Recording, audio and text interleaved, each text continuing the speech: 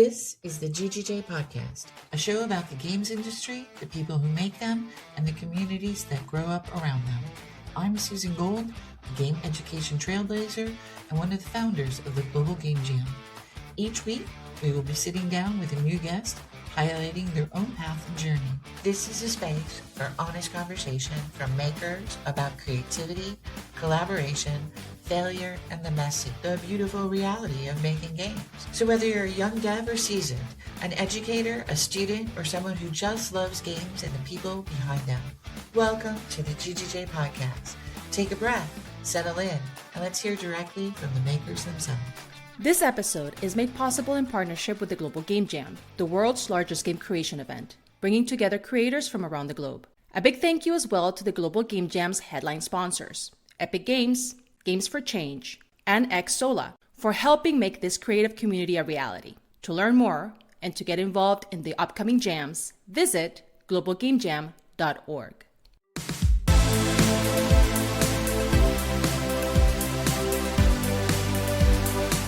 Darion Lowenstein has spent nearly 3 decades shaping games across just about every corner of the industry, from early console games and the PC titles to mobile hits, casino innovations, and Web3 publishing. He's worked at studios like 3DO Company, Rockstar San Diego, Electronic Arts, Activision, and Scopely, and he's helped bring franchises that you've all heard of. And then beyond production, Darion has been a really visible public voice for games, appearing on major TV networks, creating and hosting the Game Guy TV. He speaks at GDC, DICE, Comic-Con, WonderCon, and he gets to go speak at the schools in Los Angeles. He advises people now with Secret Code, and he continues to be a mentor for teams around the world. Darion, welcome to the GGJ Podcast. It's a pleasure to have you here to talk about your path in games, taking big chances across platforms and business models, and how much you've affected and reached players. Thank you for coming. Wow, Susan, thank you so much. That was the best intro ever. I'm officially hiring you as my publicist. We're going to go on a world tour. Let's do this. Thank you. Well, I'm just so glad to have you. Why don't you tell everybody where you're talking to us from and what you're doing now and what Secret Code is, and give us the basics. Yeah, I am calling in from Los Angeles, California, where I've been based now for 20 years, which flew by. I am currently consulting with companies at my company called Secret Code. And essentially what I do is I help companies figure out how to be more successful in games. And that ranges from IP holders like Dr. Seuss, where I help build up their gaming division, to helping smaller studios get their first publishing deal and get their first games out. So it's a wide variety from fractional executive work to consulting. But it's really fun to work with companies in this sort of consulting manner because I get to choose who I work with. And there are so many awesome companies out there who need people with tons of experience, but can't necessarily bring in someone full time. And you also do a lot of that mentoring for students at the different schools that you go and speak at. So that's always been one of those things where you're one of those people that has always made themselves available. And I really appreciate that. For an educator's point of view, there's nothing better than having someone in the industry talking to your students. Yeah, I mean, I think it's one of those things where it's our duty to give back to the community. I think it's our mission, especially as we get into positions of power, of hiring, of leadership in the industry, to help the industry bring up different voices that aren't always heard, and to just give people an honest, real talk about, hey, like, this is how my career happened. These are the highs, these are the lows. You know, I've been laid off 6 times. And a lot of times that was at the height of my career of launching a massive game. Like at Activision, when I finished Transformers, which was one of my biggest console projects ever, I got laid off at the end. So, you know, I try to speak really just directly and honestly, especially to students, of like, hey, if you want a 9-to-5 job, do not go into entertainment, do not go into gaming. It's not a fit. But here's the really great things, and here's the things that the industry, you know, really struggles with. And I think that's really prominent in the news right now. And it's obviously very prominent on every student I've talked to the last 3 or 4 years. Is there even a job for me in this space? Understandably. Now, you finished school when you were very, very young, like high school, and you broke into the industry before most people are even thinking about getting an after school job. So why don't you talk to me a little bit about that? I grew up homeschooled in the woods of Oregon. The nearest neighbor was about a half mile away. And I just fell in love with video games. They were my social outlet. They were my escapism. They were my entertainment. They were something that I did with dad all the time. We'd always played all of the great hits and PC hits of the 90s. And as I graduated high school at 14, I knew that I wanted a career in gaming. It was a dream career, but I lived out in the middle of nowhere. I didn't know anybody. So I started reviewing games for a local newspaper. My dad had reached out and said, "Hey, my son's really into games. Can he write stuff?" And so I started reviewing games. And then at 15, a company reached out and asked me to come help consult with a little web-based game that they were doing. So twice a week, my parents would drive me into Eugene, Oregon, the big city, an hour away. And I started consulting with them. And my dad taught me a lot of great lessons, especially with my career. But one of the biggest lessons he taught me when I was young was he said, "Hey, I'm going to send a letter about you reviewing games consulting to the newspapers to see if they'll do some press on you. Maybe it'll lead to a job." And to my shock and surprise, two of the biggest newspapers in Oregon came out and did front page stories on me.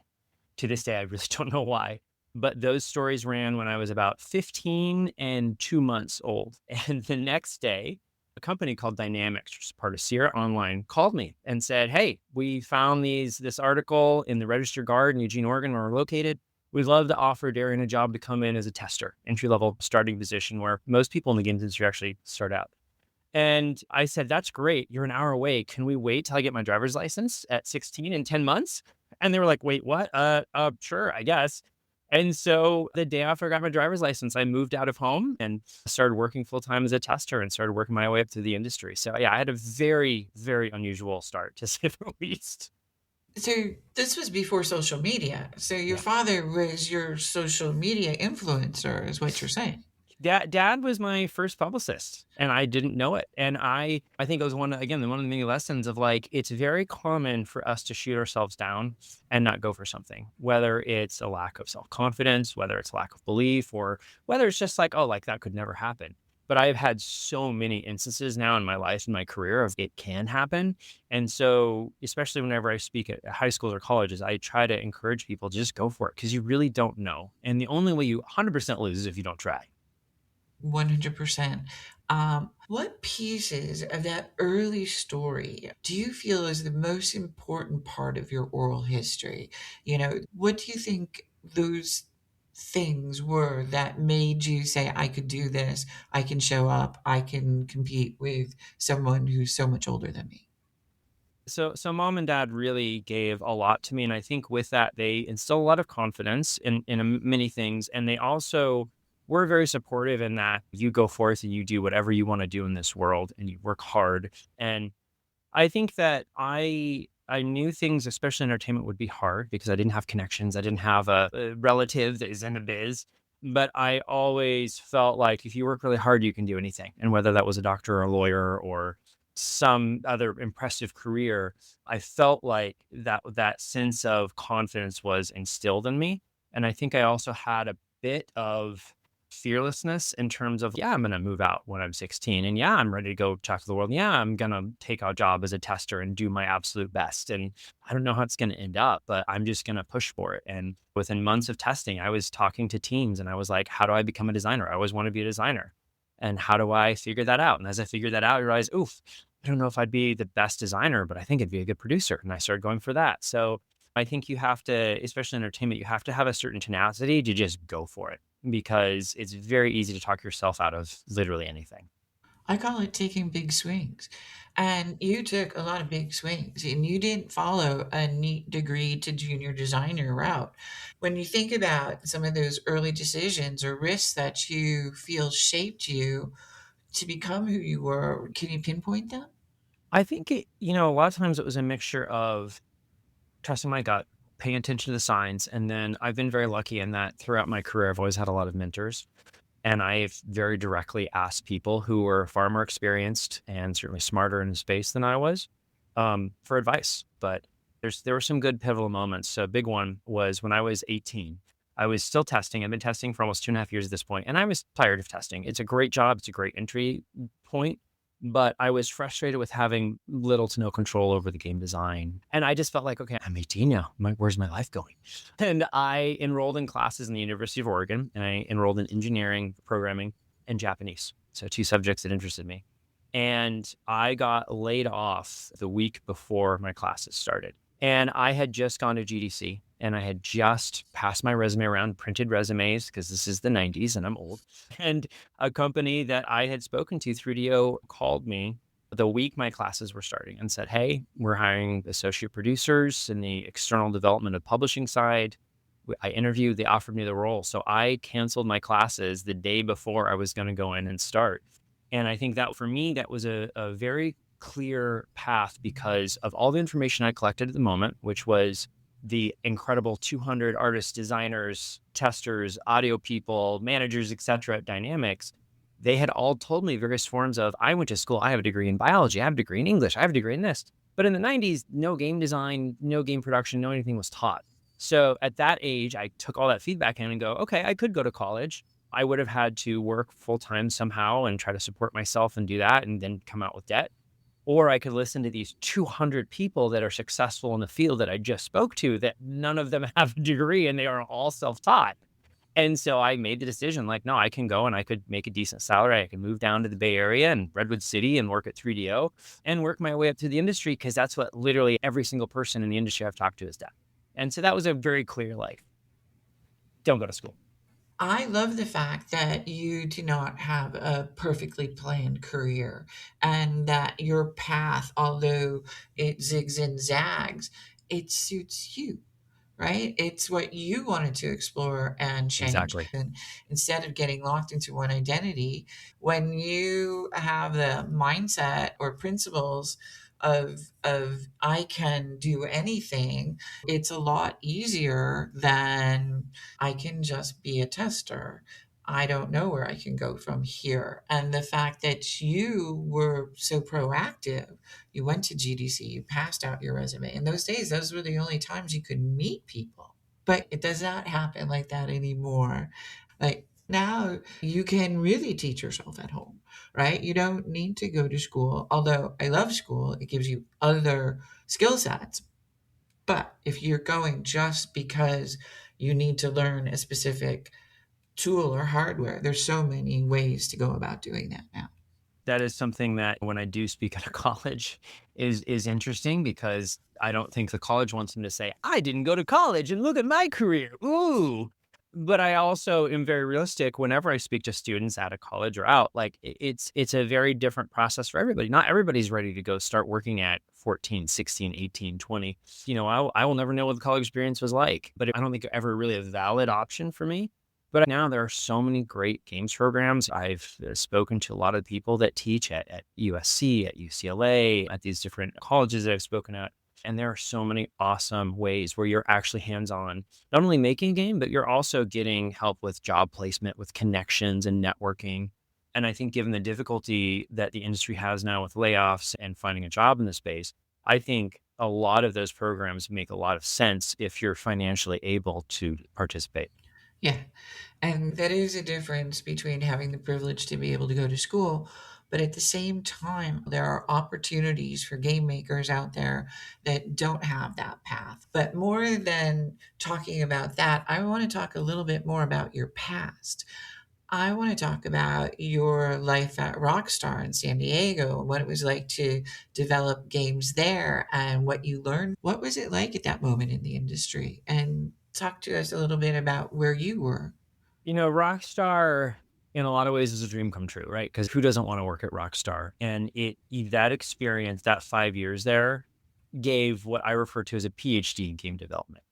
It was a crash course in how to make a fantastic game.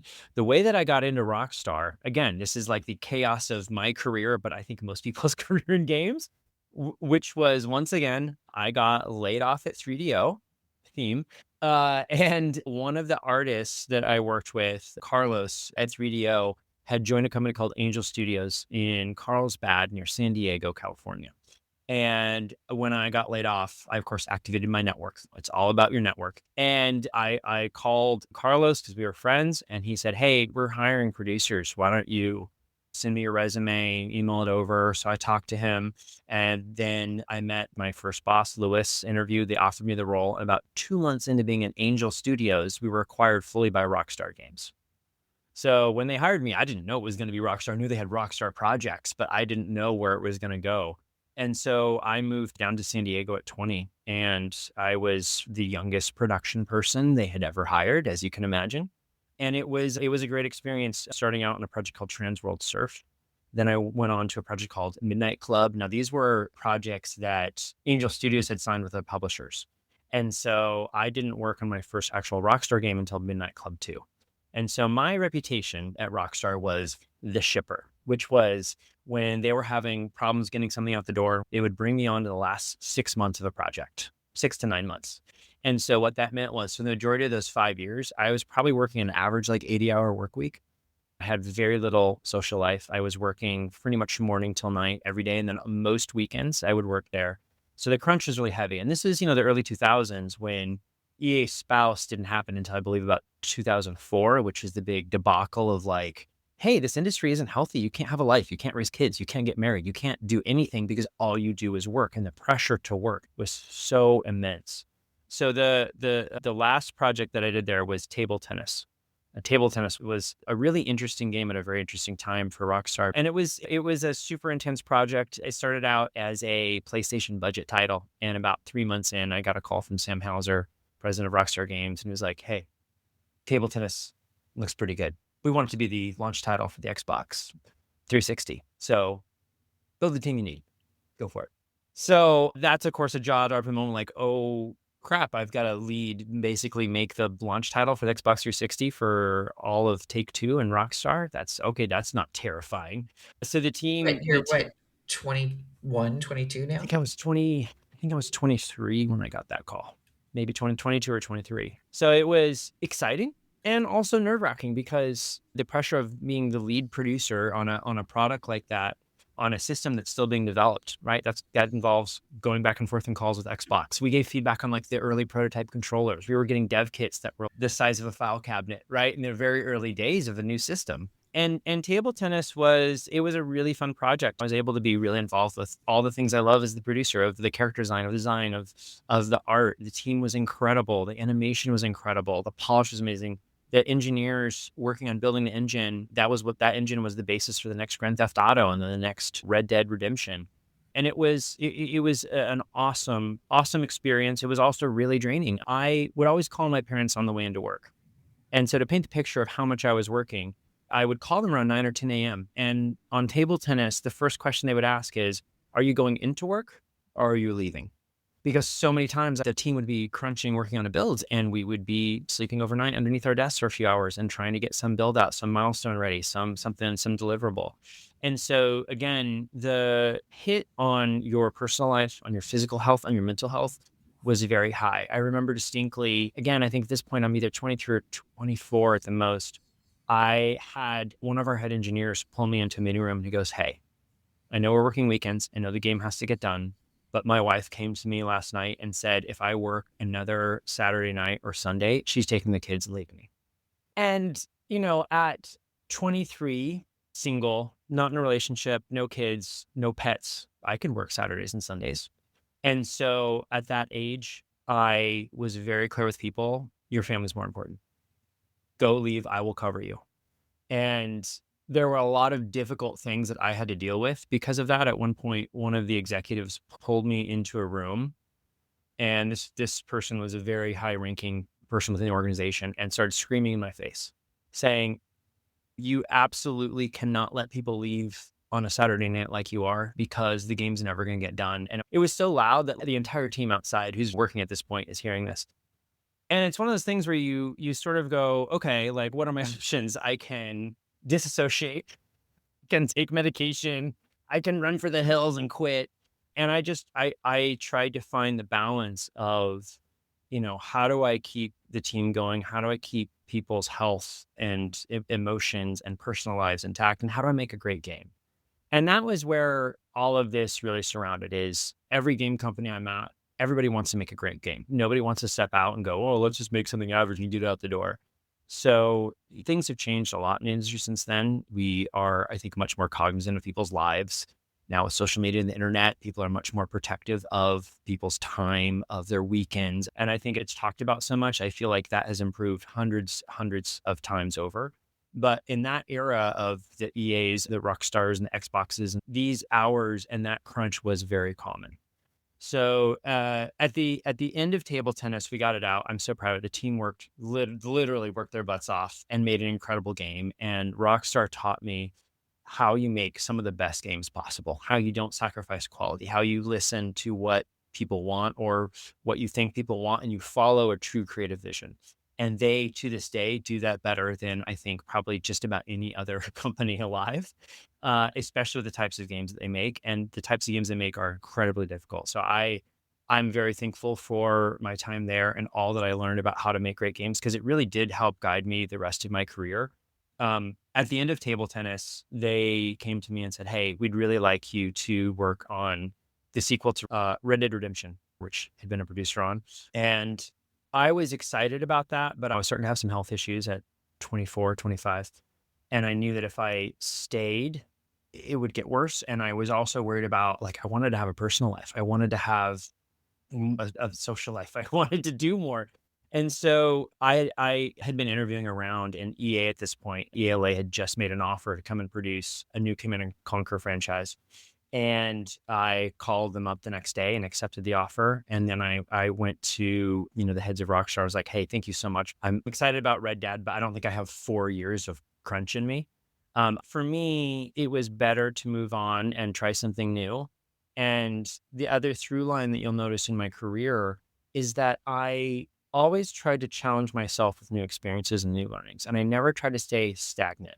And I knew that I had learned so much at Rockstar, learned so much at 3DO, learned so much at Dynamics, but I felt like I needed to learn more about the publishing side of the business, the marketing, the PR, the finance, IP, like how you actually build something and put a game out and get people to know about it and get excited. And I learned pieces of that at all these other companies, but I felt, well, at the time, this is the 2000s. For anybody listening, rolling your eyes, EA was the publisher. Like they were like the coolest kid on the block. They had some of the best games consistently coming out. And so I felt, okay, this is a place where I was a publishing side producer position, but I also was handling development. So I was able to not only work on like marketing PR very directly, as well as the overall org and kind of more administrative and production and executive pieces, but I was also able to actually have my hands on building pieces of the game. So, hey, this is a great combination of some skills that are known, and I think I'll learn a lot.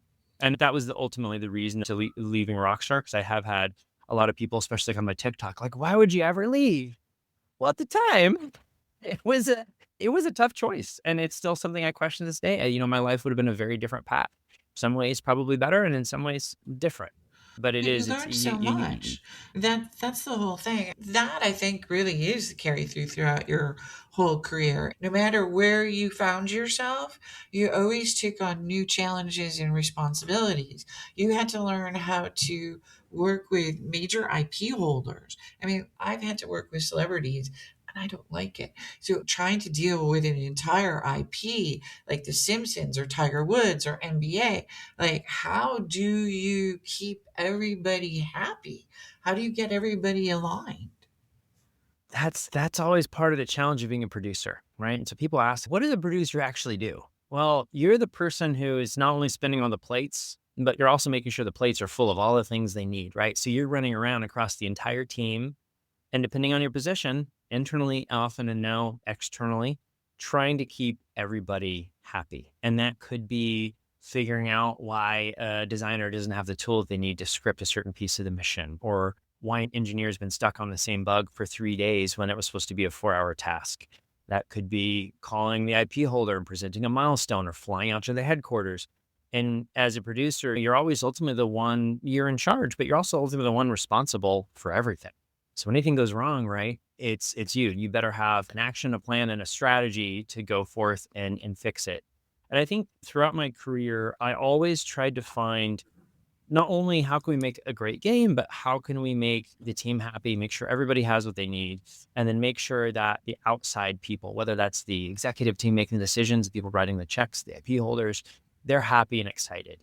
And I think a lot of that, you have to find the excitement and motivation of whatever you're working on, which after 90 games, I think I've worked on pretty much every kind of titles imaginable. And that's actually 90 shipped games. I've worked on a bunch that never saw the light of day. And some of them were terrible. I worked on a driver's education game as a tester where I had to memorize the driving rules of 50 states. Garbage land. Which is not fun, but then you get to work on really fun stuff. But, you have to find the joy in whatever you're working on, whether or not it's your type of game. And I think that's a really key thing. And sort of your question of how do we keep everybody happy? You've got to find that excitement and passion, and no matter what it is you're making, even if it's a game that you would never play, so that you can uplift the work and then make sure the people that you're reporting to, people around you, see the positives and the excitement and the path forward. When you look back over these 90 plus titles and the billions in revenue that you've generated and the success and the money you've made, all these other people, where do you feel like is that to you success? Is that the start of something else? What does that usually feel like for you? That's a great question. For me, I think a lot of my professional career has been about dream fulfillment and dream fulfillment of my youth. And so that means things like working on DC Comics with my dear friend Greg Goodrich, who I knew for 20 years. That can mean producing a fantastic game, like working with the Transformers, working with Hasbro and figuring out, again, with an incredible dev team, how did Optimus and Bumblebee meet? How did Starscream get enlisted by Megatron? What does Cybertron look like? Those types of things are so satisfying, and it's outside of money or a Metacritic or anything else. It's really fun for me when I know that I grew up with these characters. I grew up watching these films and these movies. I grew up playing all of these games. And so to have even a small hand, because sometimes when you're in management, you don't actually have that big of a hand to design and direction. And sometimes you do. But I think the happiness and success, especially at this point, I get whether it's working with a big IP or it is helping a team succeed and get their first publishing deal or grow and make a sequel and have their first game come out and shepherding them along and seeing them find that success that I had early in my career is really rewarding. And I think, especially as I age and get older and live in this industry of chaos even longer, I get even more excited about that than maybe some of the projects that I have a very direct hand in. What was the moment in AAA where you realized you needed a new chapter, when things needed to look very different? So great question. Once again, theme of my career, great success, boom, layoff. I had just finished the biggest console title of my career, Transformers War for Cybertron at Activision. It's the lead producer on it. I absolutely loved producing that project. I got laid off right as the project was hitting Goldmaster. And that was a blow to my ego. That was a blow to my conscience, as a blow to my identity, right? So much of my identity, I think, is my work. And it was really hard. And now this was 2010. So this is at the time when the financial crisis had happened and there were just layoffs just rampant throughout the industry. It was very difficult to navigate because there wasn't a lot of hiring happening either. And now at this time, the iPhone had been out for a couple of years. Mobile gaming was starting to become a thing.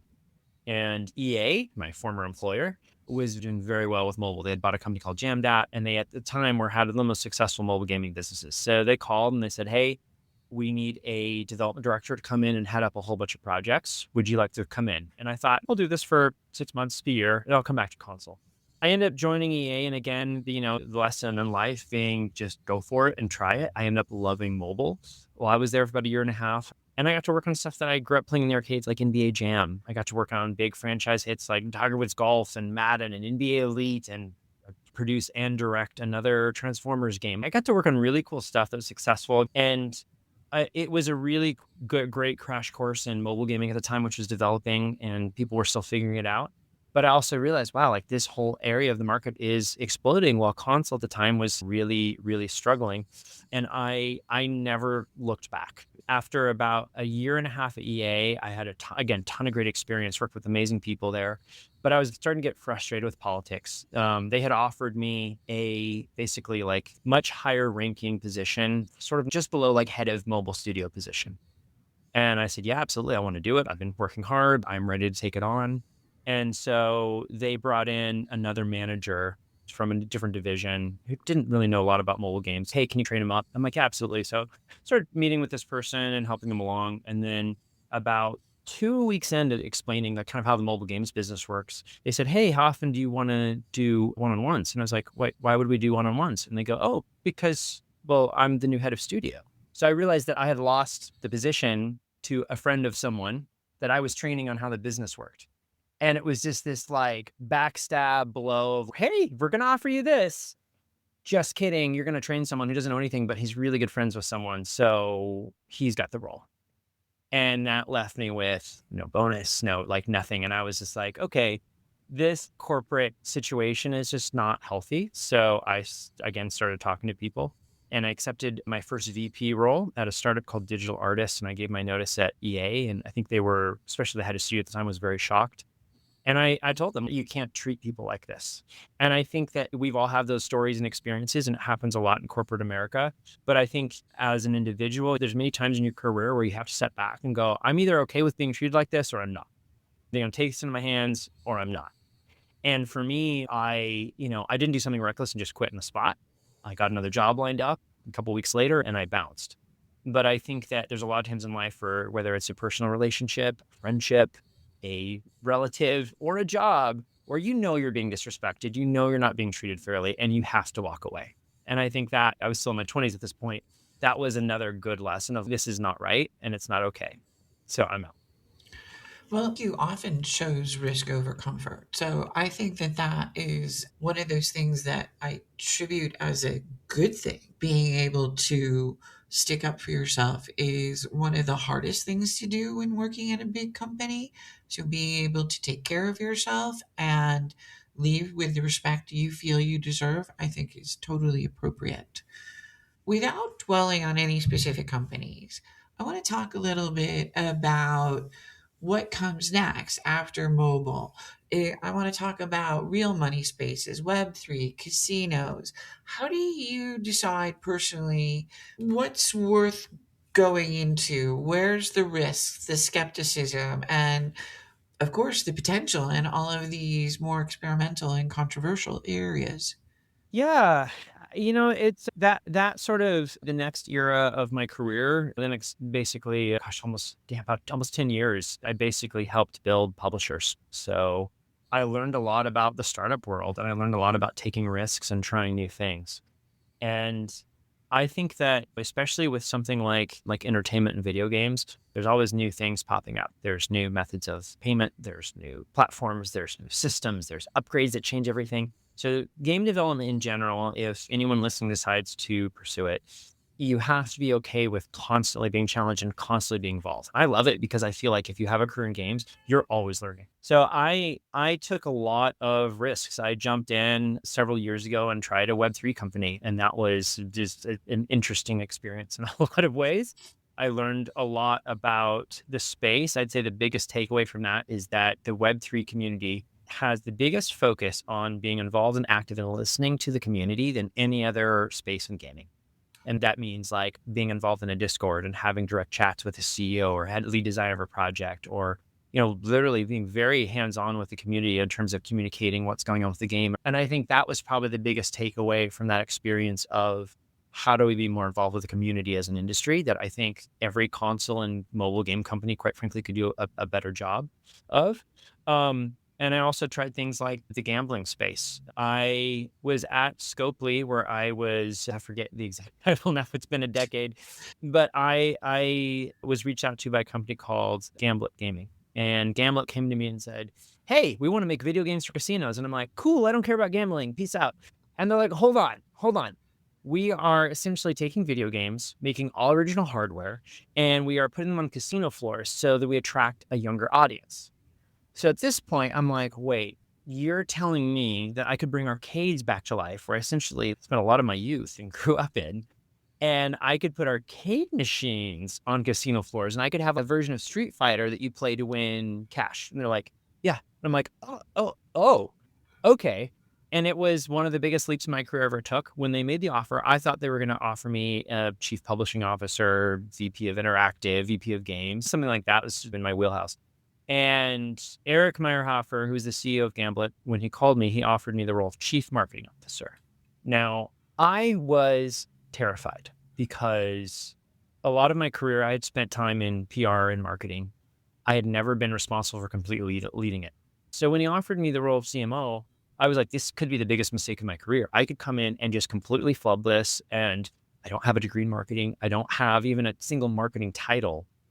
And I stepped back and thought, you know what? I want to try this. I want to give myself the shot. Because obviously Eric saw something in me that I, at the time, did not see in myself after many interviews. So I accepted the role and I jumped in and I ended up loving it. And it's one of my most favorite jobs I ever had. I was there for 5 years as CMO and I was responsible for marketing, PR, publishing, business development, and licensing. So I built up an amazing team. And the only reason I could even do all those things is because, again, a theme of my career, I worked with incredible people. So we ended up launching these original machines that we built in hundreds of casinos around North America. And I got to have my hands in building machines. I got to help figure out the design of the machine, the look, the interface, the feel, the user interface. And I got to go and help work with not only the internal games team, but I got to go source all of the external games. And when these machines launched, they were so innovative and so new that people, I think, immediately would see them and be like, huh, what is this? Because I'm used to a slot machine where you sit there and you hit a button.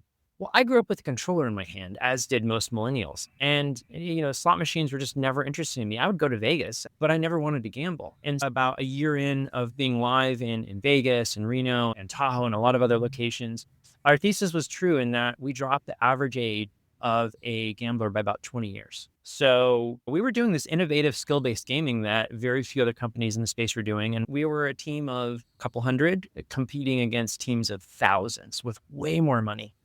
And so my role was not only figuring out how do we get great games on here. So I was going around and signing awesome games like Jetpack Joyride from Half Brick, which had 750 million downloads because I wanted stuff that was immediately familiar. And so we'd work with these teams. We got Cut the Rope from Zepto Lab.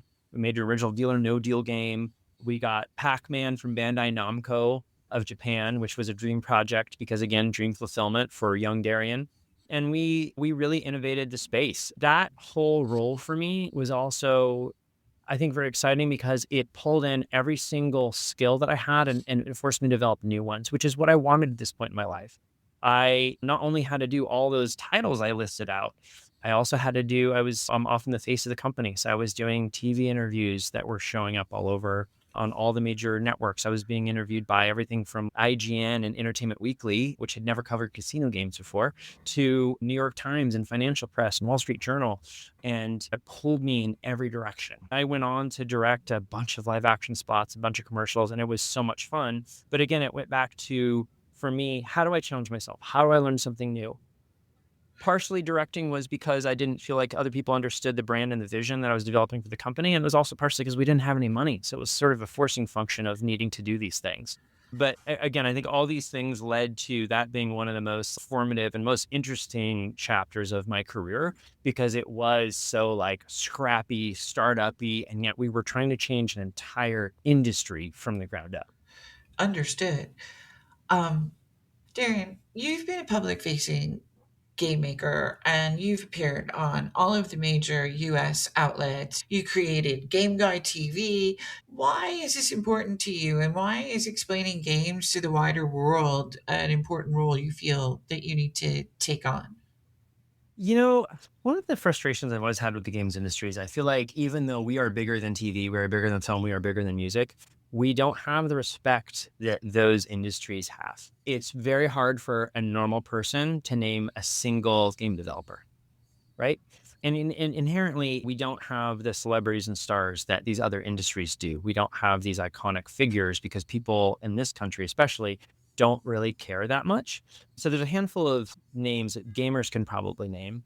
But I've always felt like games deserve more respect. There's not enough focus on the people that are actually making them and the stories behind it.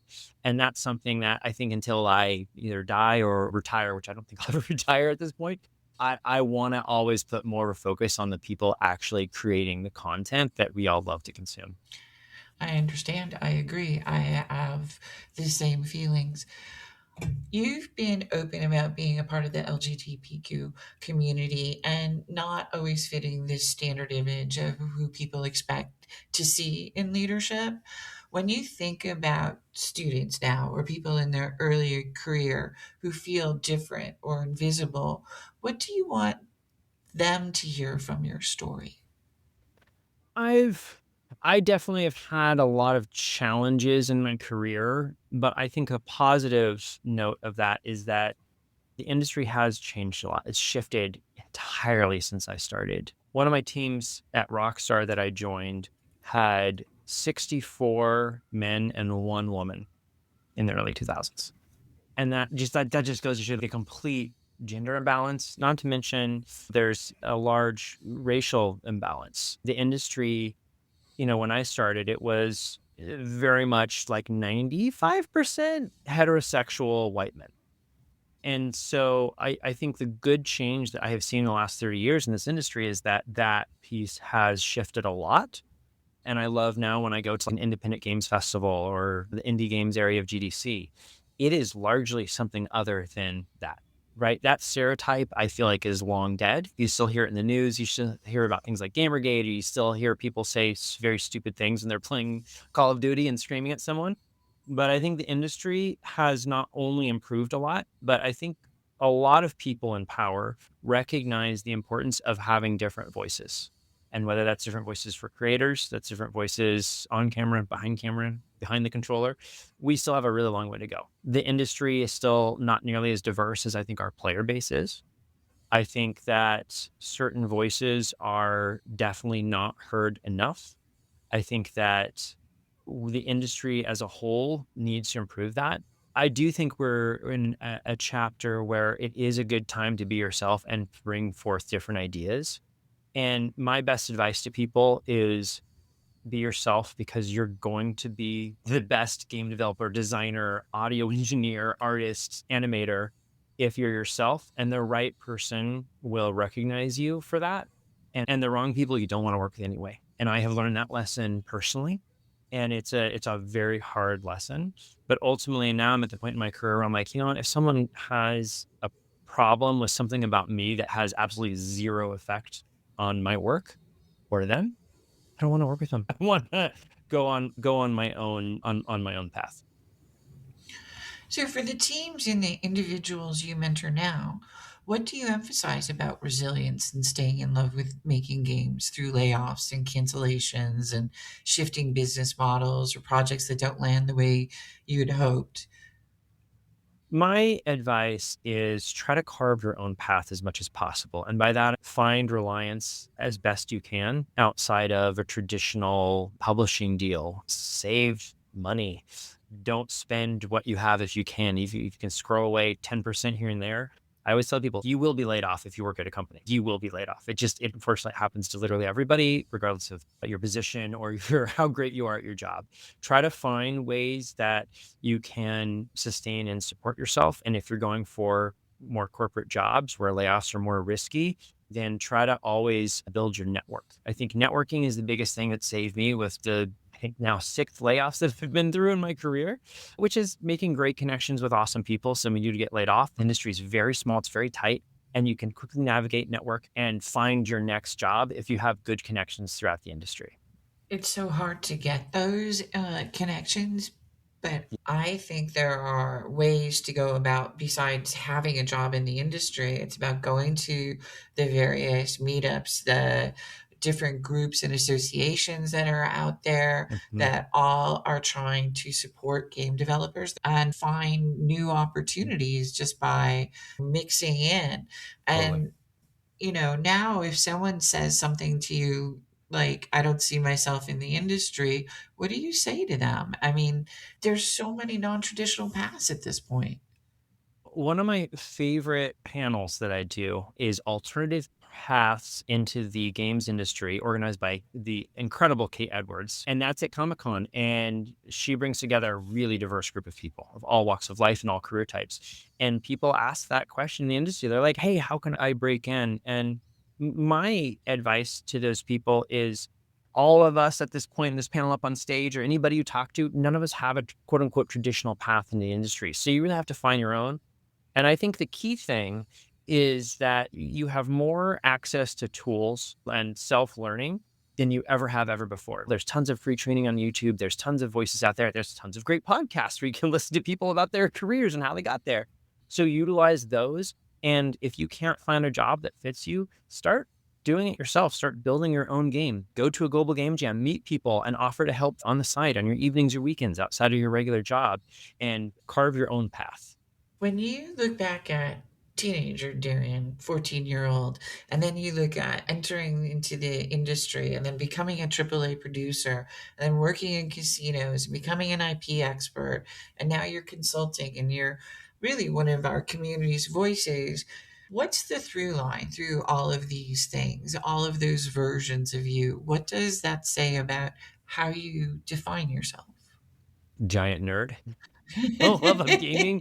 I think, you have to have a lot of strength of adversity and just going through the chaos and challenges of working in entertainment. You have to love what you do. You have to be willing to go through these ups and downs. For myself, when I think about who I want to work with now, I think a lot of it does come back to like, how can I keep evolving? How can I keep learning? And how can I find amazing people to work with? Because at the end of the day, one of the things I like best about working in games is you work with creative, nerdy, silly, brilliantly smart, and insanely talented people. And that's the best part of this industry, is working with like-minded people. What is the idea you hope listeners carry with them about designing their own career paths instead of waiting for a perfect opening? Because I feel like people are in limbo. You say that's the hardest part about seeing the industry go through this major spiral right now, is just it is very hard to get a job. It's very hard to maintain a job. Half my LinkedIn is people looking for work. So I try to be realistic with people of, hey, yeah, it is a really hard time to get an entry level job. There's very few entry level jobs out there to begin with. And most of the industry, we're all trying to figure out, like, is AI going to take a lot of these? How is the next several years going to look? But again, I think that if you have a passion about this industry, you have more tools than ever to be able to build and forge your own path. And I think that the more rounded experience that you have, the more viewpoints that you can bring into your career, the stronger that you're going to be and the easier it's going to be to find a job. And by that, I mean, you have had different positions, you've worn different hats, you have shown the interest and enthusiasm to understand how other people's jobs work. And that's certainly a key thing, I think, of being a producer, but I think of any role in the industry. The more you can understand about other people's jobs and what they need to do to be successful, how they grew their career and how they work most efficiently, the better that you can do your job. Well, but it also teaches you don't burn bridges on your way out.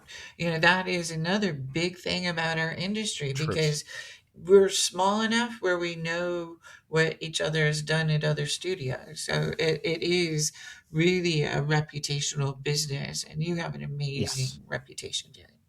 Well, thank you. But I learned that early on when I was a tester, and some people were mean to me. They're rude to me, or they were very dismissive. And I was 16 when I started, but I probably looked like I was 12, so I get it. But a lot of the career opportunities that I've had came from people that were under me at some point and reported to me. So I always tell people, never burn a bridge. Be kind to everybody, because the person that is under you job wise and is testing or answering phones or whatever could be a person who decides whether or not you get hired at a future job. So don't be a dick. Now, what are you working on at Secret Code or elsewhere that you're most excited about? And tell me a little bit about what's keeping you excited right now. Yeah, the thing I love about running my own consulting company is I get to choose who I work with, and I have some really awesome clients right now. The difficulty is that you're under so many NDAs that typically until a project's done, you have a 50% chance of ever being able to even talk about it. But in vague terms, I'm working with an incredible team right now that they were at a studio that was canceled and shut down, unfortunately, earlier this year. And they are a phoenix rising from the ashes, building an awesome new game, an awesome new project. And I'm lucky enough to get to work with them and advise them. It's a female-led studio of brilliant minds making a really cool game. I'm really excited about that one. There's another publisher that I've been working with. They've been struggling with a lot of their existing franchises don't appeal to Gen Z. And so that project's been really interesting because we're trying to figure out how do we make games and make these franchises appealing to younger audiences. And I think it's forcing them to listen to community more than they ever have before. And then there's a really big IP that I'm hopefully going to be helping figure out its future by doing franchise IP strategy and figuring out where do these characters and where do these worlds fit within games. And that's a lot of work that like I get excited about, I get passionate about, and especially when it's characters that I've been obsessed with since childhood. It's really, really fun to work on those. And, like I said, working with great people is ultimately like what gets me up and gets me excited every day. Well, I really want to thank you so much for your time today. Where can people follow your work or reach out to you if they'd like to collaborate or learn from you? Yeah, thanks, Susan. My website is secretco.net, and I'm Darion Lowenstein on LinkedIn. I'm Darion L on TikTok and Darion L1 on Instagram. Feel free to reach out if people have questions or comments or whatever. My website, secretco.net, also has my email. But thank you for putting this podcast on. Thank you for shining a light in the industry. Thank you for helping people because it's very much needed, and it's awesome to see you spending your time doing it. Thank you so much. And I hope, sir, all of your dreams come true. Want to get involved with the GGJ podcast? We'd love to hear from you. Please send your ideas, suggestions, and questions to ggjpod@globalgamejam.org. And tell us who you think we should be talking to next, what stories or issues matter most to you about the future of games, and help us highlight the people and practices that make a sustainable creative life in games possible. Thank you for spending time with us on the GGJ podcast. If this conversation sparked something for you, please share it with someone who might find it useful. And don't forget to follow along so you never miss new stories from makers around the world. You can find more episodes, resources, and information about the Global Game Jam at globalgamejam.org. Catch us on Substack and on YouTube and anywhere else you find podcasts. This has been the GGJ podcast. Thanks for listening and keep making games.